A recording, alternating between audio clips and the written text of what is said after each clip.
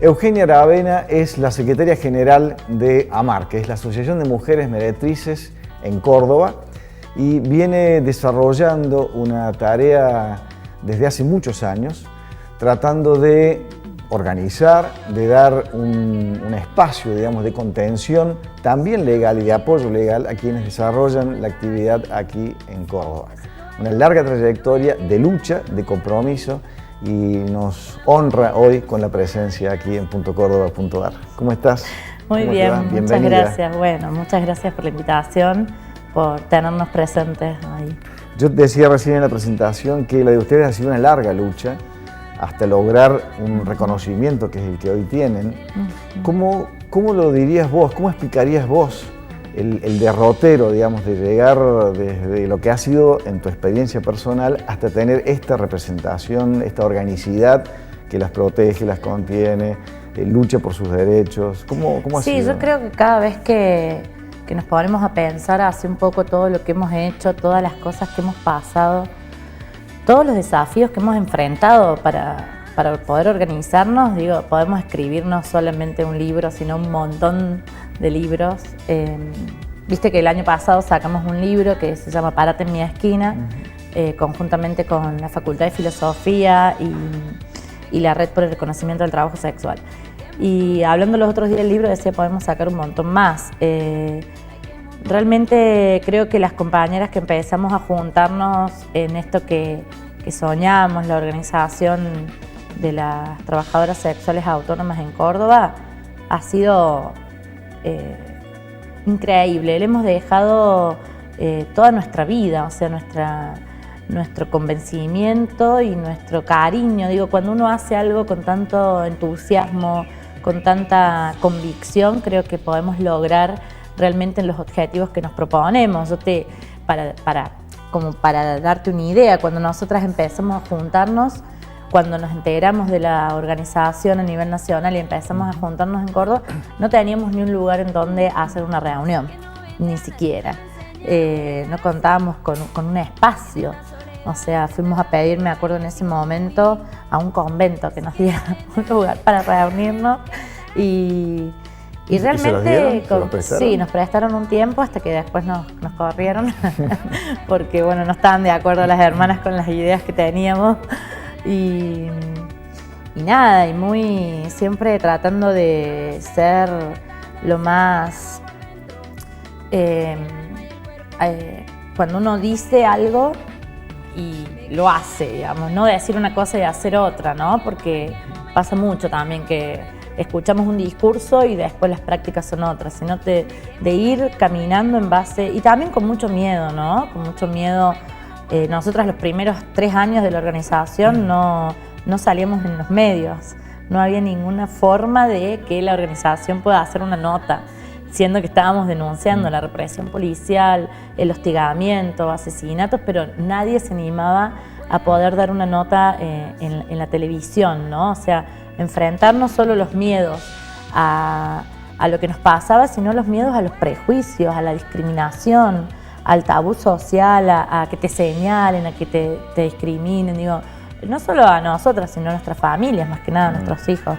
Así que creo que realmente la lucha de AMAR es escribir no un libro, sino un montón por la cantidad de anécdotas y de cosas que hemos ido pasando, y como también digo, si bien todavía falta mucho por hacer, no dejamos de sorprendernos todas las cosas que hemos logrado, ¿no? Y con trabajo, compromiso, con no quedándonos tanto en la pelea de un debate por ahí sin que no termine más con relación al trabajo, a la prostitución, qué es trabajo, qué no es trabajo, sino accionando concretamente para crear estos espacios como es el proyecto educativo, el área de salud, el centro de acceso a la justicia, y bueno, varias cosas que hoy sostenemos en nuestra sede, ¿no? ¿Cómo son estas actividades que ustedes desarrollan ahí en la sede y esto que devuelven como actividades de las cuales convocan a participar, pero que también sirven para fortalecer la organización, para que las compañeras accedan a instancias de capacitación en algunos casos, de participación en otras actividades? ¿Cómo se da esto? Sí, nosotras desarrollamos como áreas. Cuando nosotras empezamos al tiempo, trajimos una idea así como que queríamos tener una escuela primaria.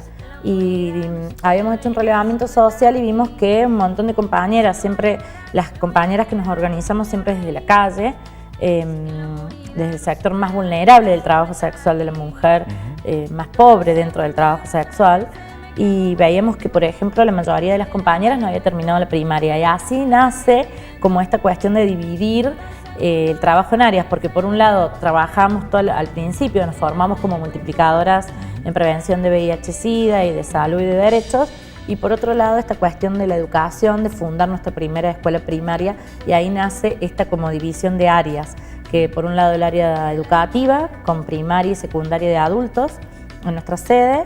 El área educativa también aborda el tema de la sala cuna para los más pequeños y el tema de capacitación en oficios. Estamos abriendo talleres de cocina, corte y confección, también hay un taller de arte dentro de la escuela primaria y un taller de música dentro de la escuela primaria, y también nos estamos sumando con un taller de zumba que es como parte de una recreativa, digamos, dentro del proyecto. Después el área salud, con todo lo que es la prevención del VIH, entrega de preservativos, un consultorio en nuestra sede, donde hay atención ginecológica y también un centro de testeo de VIH, hepatitis, sífilis, todo. Queremos lograr que ese consultorio pueda tener más profesionales, pero bueno, es algo que todavía no hemos podido avanzar. La idea es que sea como más integral, no solamente lo ginecológico y lo de VIH, sino que también se puede tener un pediatra, se puede tener una nutricionista, se puede tener un médico infectólogo, un generalista, pero bueno, a veces las gestiones cuestan mucho para que puedan llegar a nutrir ese consultorio, que para nosotras es muy importante, porque muchas veces las compañeras no llegan al hospital por un montón de cuestiones, pero no llegan al hospital. Si bien AMAR no quiere formar un gueto, sino que es un puente, digo, como que en primera instancia que la compañera pueda tener un consultorio en la sede, para nosotras salva vida muchas veces. Así que trabajamos muy fuerte la cuestión de salud vinculada a una cuestión de derechos humanos con perspectiva de género y el respeto de los derechos de las mujeres.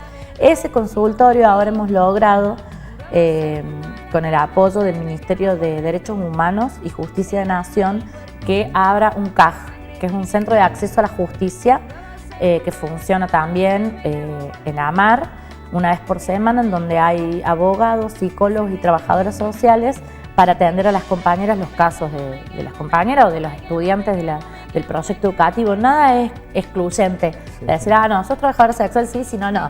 Digamos, se abre a la comunidad porque, bueno, es una casa muy concurrida por muchas personas que no todas tienen que ver con ser trabajadoras sexuales. Así que ese CAJ es asesoramiento para legal, bueno, se abordan los casos de manera interdisciplinaria, está hace poco, unos meses funcionando, y bueno, y después todo lo que tiene que ver con los talleres, ¿no?, que nosotros brindamos de prevención, de derechos, de formación y el acompañamiento de los distintos casos que llegan todos los días, casos y casos y casos y casos.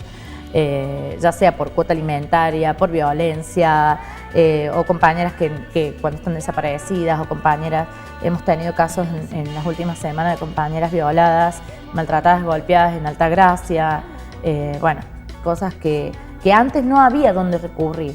Y eso es un cambio para nosotras a nivel histórico, ¿no? Porque si uno se pone a estudiar de dónde viene y cómo era antes, siempre las instituciones decidiendo qué hacían con nosotros, dónde nos ponían, y ahora que haya una organización de base que propiamente pueda ser una contención para los acompañamientos de las cosas que siguen sucediendo, lamentablemente, porque vivimos en una sociedad todavía muy machista y muy hipócrita, ¿no?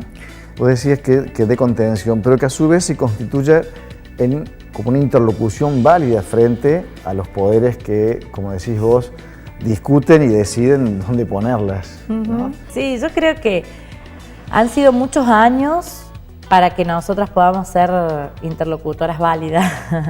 O sea, recordamos muchas veces casos que cuando interveníamos que la policía quería llevar presa a las compañeras y nos llevaban presas nosotras también con las compañeras, o de ir a hablar a jefatura de policía y que nos estén diciendo que nosotras no representábamos a nadie porque no teníamos personería jurídica, entonces éramos como nada, cuestiones que nos hemos tenido que bancar a lo largo de estos 17 años de lucha muchas cosas en donde se nos ha discriminado y se nos ha querido dejar como una voz que no tiene legitimidad, ¿no? Inclusive con la misma ley de trata que se sancionó en el 2012, tuvimos que bancar como un montón de cosas que se dijeron de nosotras para no darnos el espacio en la legislatura a la hora de opinar sobre la ley. Digo, creo que tiene que ver también con una cuestión de que nos siguen subestimando y de mucha discriminación, ¿no? Social, política.